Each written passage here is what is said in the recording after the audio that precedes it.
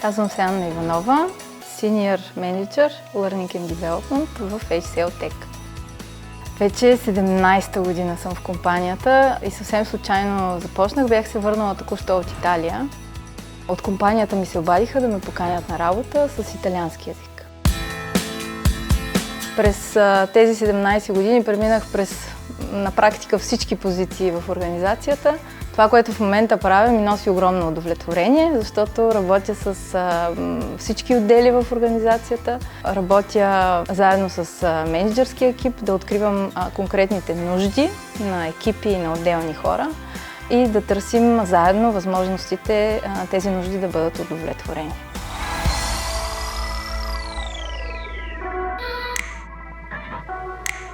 Първата програма за развитие, която стартирахме заедно с колеги, беше менторска програма в организацията, вътрешна. Благодарение на опита, който натрупах покрай нея, се мотивирах и се записах и на курс по коучинг, за да мога и самата аз да се развивам. На този курс срещнах двамата си съавтори на книгата, която публикувах. В курса по коучинг ние всъщност открихме, че имаме обща мечта. В един момент аз си дадох сметка, че уменията, които съм натрупала, работейки толкова дълго време в компанията, са ми помогнали да сбъдна тази мечта.